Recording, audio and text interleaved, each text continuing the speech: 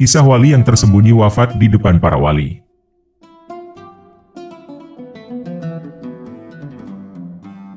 Ada seorang waliullah bernama Abu Jahir telah keluar dari negerinya dan tinggal di sebuah tempat yang jauh dari kampung asal bersama istri dan keluarganya yang lain. Di tempat baru ini dia telah mendirikan sebuah masjid dan beribadah di situ dengan tekun dan tenang. Beliau senantiasa dikunjungi oleh orang yang ingin belajar dan mendalami jalan menuju Allah. Pada suatu hari seorang waliullah yang lain bernama Soleh Al-Mari berniat untuk silaturahim kepada Abu Jahir untuk mendapatkan barokah dari beliau, maka pada hari yang telah ditetapkan berangkatlah Soleh menuju negeri tempat tinggal Abu Jahir. Di tengah perjalanan beliau bertemu dengan Muhammad bin Wasi, yang ternyata juga seorang waliullah. Wali Soleh mengucapkan salam dan Muhammad bin Wasi menjawab salam, lalu kedua wali Allah ini pun berpelukan sambil bertanya kabar masing-masing dan berdiskusi mengenai masalah ketuhanan. Lalu Muhammad Wasi bertanya kepada Soleh, "Engkau hendak pergi kemana?" "Aku hendak silaturahim ke rumah Abu Jahir," jawab wali Soleh. "Ke rumah Abu Jahir?" "Iya betul, ke rumah beliau." Ternyata tujuan Muhammad Wasi sama. "Masya Allah, aku juga hendak pergi ke sana." Keduanya pun berangkat menuju ke tempat tinggal Abu Jahir. Setelah berjalan beberapa saat, mereka bertemu lagi dengan seorang wali Allah bernama Hubaib Al-Ajami. Mereka saling bersalaman dan bertanya hendak kemana kepada Soleh dan Muhammad Wasi. "Anda berdua ini hendak kemana?" tanya Hubaib. "Kami hendak ke rumah Abu Jahir," kata mereka berdua. "Kalau begitu kita bersama-sama hendak ke rumah Abu Jahir," kata Hubaib Al-Ajami.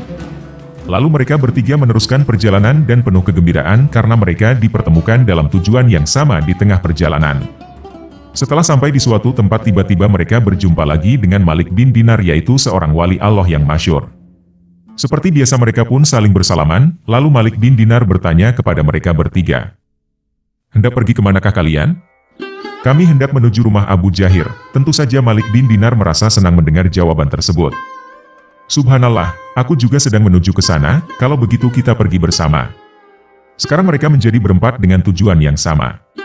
Di tengah perjalanan mereka berempat berjumpa lagi dengan seorang wali Allah yang bernama Tobit Al-Banani. Mereka pun bersalaman dan saling bertanya kabar masing-masing. Lalu Tobit bertanya dengan pertanyaan yang sama seperti wali sebelumnya. "Kalian hendak kemana?" tanya Tobit. "Kami hendak menuju rumah Abu Jahir."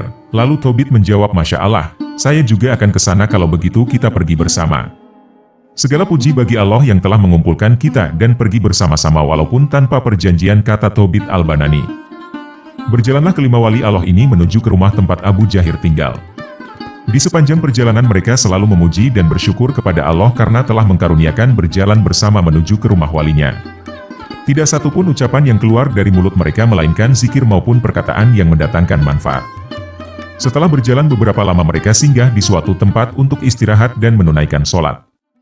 "Marilah kita sholat 2 rakaat di sini agar tempat ini ikut menjadi saksi kita kelak di hari kiamat di hadapan Allah," kata Tobit Al-Banani.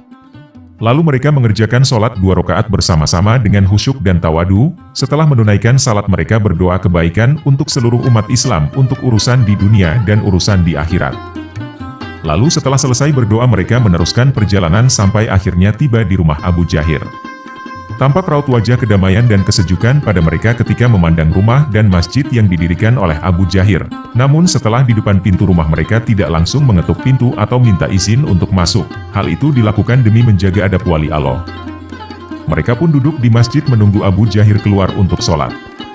Dan benar tak lama kemudian waktu zuhur pun tiba, maka keluarlah Abu Jahir tanpa bercakap apa-apa langsung terus masuk ke masjid yang berada dekat rumah dan langsung mengumandangkan adzan, lalu iomah kemudian melaksanakan sholat. Sedangkan kelima tamu tersebut ikut sholat berjamaah diimami oleh Abu Jahir. Selesai sholat barulah mereka menemui Abu Jahir satu persatu. Pertama yang menemui Abu Jahir Muhammad bin Wasi.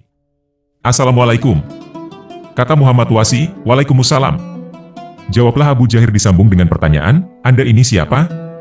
tanya Abu Jahir. "Saya Muhammad bin Wasi." "Oh, kalau begitu Andalah orang Basroh yang terkenal paling bagus sholatnya itu kan, wahai Muhammad Wasi?" Muhammad Wasi pun diam tanpa berkata apa-apa. Kemudian Tobit Al-Banani maju ke hadapan Abu Jahir. "Siapakah Anda ini?" tanya Abu Jahir. "Aku saudaramu Tobit Al-Banani."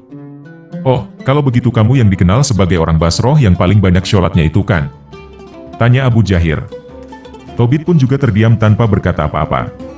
Lalu giliran Malik bin Dinar mendekati Abu Jahir. "Siapakah Anda ini?" tanya Abu Jahir. "Aku ini saudaramu," jawab Malik bin Dinar. Masya Allah, jadi kamulah yang termasyhur sebagai orang yang paling zuhud di kalangan penduduk Basroh, bukan? Malik bin Dinar pun juga tidak berkata apa-apa. Kemudian Hubaib al-Ajami menemui Abu Jahir dan ditanya perihal hal yang sama. Lalu Hubaib menjawab, aku adalah saudaramu ya Abu Jahir.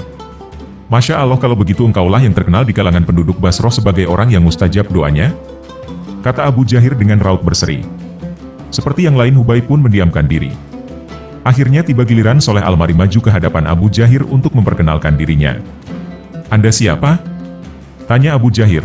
Saya saudaramu Soleh Al-Mari, jawabnya. Subhanallah, kalau begitu Andalah orang yang terkenal di kalangan penduduk Basroh sebagai qori, yang fasih dan bagus suaranya. Soleh Al-Mari juga tak mengeluarkan kata-kata apapun. Lalu Abu Jahir bertafakur seperti mengenangkan sesuatu dan berkatalah Abu Jahir kepada Soleh Al-Mari, aku sebenarnya sangat rindu dan ingin mendengar suaramu wahai saudaraku, oleh karena itu aku suka jika engkau sudi membacakan 4-5 ayat Al-Quran untukku, karena aku sangat ingin mendengarnya. Soleh Al-Mari pun memenuhi permintaan Abu Jahir, lalu dia membuka Al-Quran dan membaca surah Al-Furqan ayat 22 yang artinya, pada hari mereka melihat malaikat, di hari itu tidak ada kabar gembira bagi orang-orang yang berdosa dan mereka berkata hijran mahjura, dan kami hadapi segala amal yang mereka kerjakan lalu kami jadikan amal itu debu yang berterbangan. Namun ketika mendengar bacaan yang artinya debu yang berterbangan, Abu Jahir tiba-tiba berteriak sangat kencang hingga dia pingsan. Teriakan Abu Jahir tersebut disebabkan oleh rasa takut yang teramat sangat pada Allah Subhanahu wa Ta'ala. Ketika beliau sadar dari pingsannya, dia meminta untuk mengulangi pembacaan ayat tadi. Soleh pun membaca kembali ayat 22 dari surat Al-Furqan. Dan ketika sampai pada bacaan yang artinya debu yang berterbangan, kembali Abu Jahir berteriak sangat kencang hingga beliau merebah di tempat sujud dan wafat. Soleh dan teman-teman wali Allah sangat terharu menyaksikan wafatnya Abu Jahir yang mengagumkan itu. Beliau wafat dalam keadaan amat takut kepada Allah sebab mendengar kalam ilahi. Tak lama kemudian istri Abu Jahir muncul dan bertanya, siapakah kalian ini? Tanya istri Abu Jahir. Lalu dijawab oleh Soleh Al-Mari sambil memperkenalkan nama mereka satu persatu, kami semua ini datang dari Basroh, ini Malik bin Dinar, dia ini Hubaib Al-Azami, beliau Muhammad bin Wasi, dan dia adalah Tobit Al-Banani dan saya sendiri adalah Soleh Al-Mari. Tiba-tiba perempuan itu berkata inna lillahi wa inna ilaihi roji'un, kalau begitu Abu Jahir telah wafat. Mereka pun merasa heran terhadap perempuan itu karena tahu suaminya telah wafat.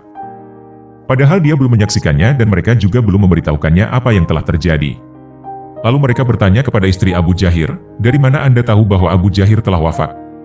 Tanya mereka keheranan.